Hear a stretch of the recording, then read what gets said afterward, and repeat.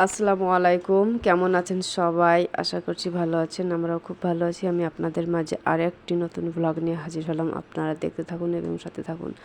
আর এই যে সকাল সকাল ভিডিওটি স্টার্ট করেছি, এখন বাজে 5টা। আর এই যে 5টার সময় আমি রান্নাঘরটাও একটু পরিষ্কার করে নিলাম রান্নার শুরু করার আগেই।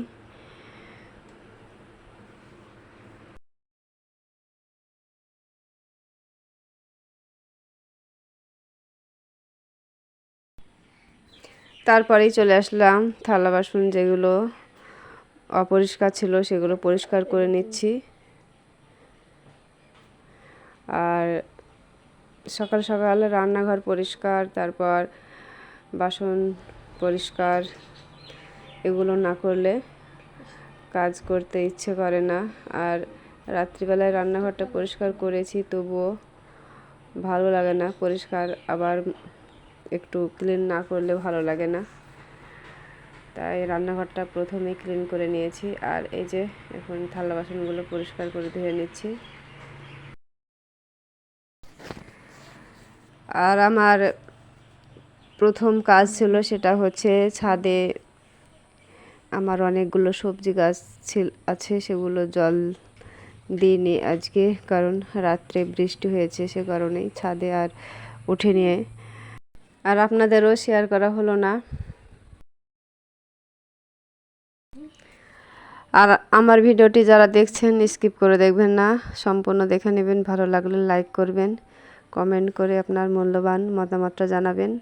আর বেশি ভালো লাগলে সাবস্ক্রাইব করে পাশে থেকে যাবেন। আর যাদের চ্যানেল আছে তাদের বলছি, তারা যদিও আমার পাশে থেকে যান, তাহলে 24 ঘন্টা মতো অপেক্ষায় থাকবেন। আমি ঠিক সময় হলে আপনাদেরও আমি পাশে থাকব।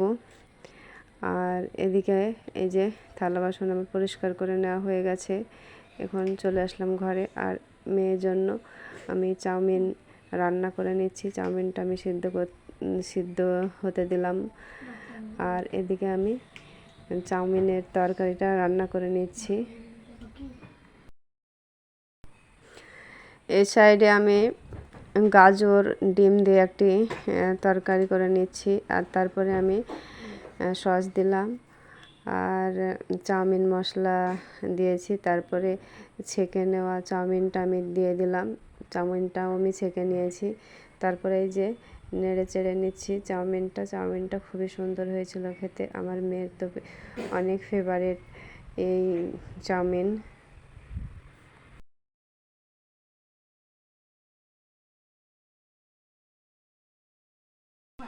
আর এই যে মেয়েকে স্কুলে রাখতে যাচ্ছি, আর একটু মেয়েকে ক্যামেরার সামনে নিয়েছি, তো সে রাগ করছে, স্কুলে যেতে চাইছে না। তারপরে তবুও জোর করে স্কুলে পাঠিয়ে দিলাম।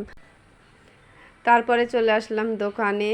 আর এই যে দেখুন আমি দোকানে চলে এসেছি। আর এই যে সামনে আমি যে থানটা পেয়েছি সেটাই পরে চলে এসেছি।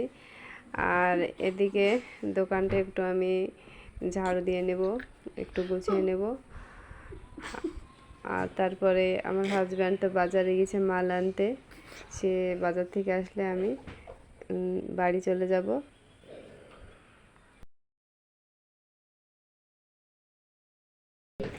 তারপরে দোকান থেকে চলে আসলাম বাড়িতে। আর এই যে আমি অলরেডি ভাত বসিয়ে দিয়েছি গ্যাসে, আর এদিকে 5টা ডিম। আর এখন আমি দুপুরের রান্নাটা সেরে নেব। আর আমি সিদ্ধ করা ডিমটা নামিয়ে নিয়েছি। আর এদিকে আমি বেগুন দিয়ে আলু ভাজা করে নেব। আর পেঁয়াজ আর কাঁচা লঙ্কা দিলাম তেলের উপর। তারপরে এই যে বেগুনটা আমি দিয়ে দিলাম, বেগুন আর আলু। এবার এটা রান্না করে নেব। প্রথমে হলুদ দিলাম, তারপরে একটু লবণ দিয়ে এটা হতে থাকবে। আমি ঘরের বিছানা এবং ঘরটা আমি গুছিয়ে নেব। চলে আসলাম ঘরটা গুছিয়ে নিতে। এই যে বিছানার অবস্থা কি, আমি মশারিটা খুলে নিচ্ছি। আর তারপরে আমি অফ ক্যামেরায় আমি ঘরটা গুছিয়ে নিয়েছি। আর এদিকে বেগুনটা রান্না হয়ে গেছে। আমি মাঝে মধ্যে এসে একটু নেড়ে চেড়ে দিয়েছি। তারপরে আমি ডিম আলু দিয়ে ঝোল করে নেব। আর ডিমগুলো আমি প্রথমেই ভেজে নেব আর এই যে একটু ছল্লি দিয়ে একটু কেটে কেটে দিচ্ছি, তাহলে ডিম ভাজাটা ভালো হবে।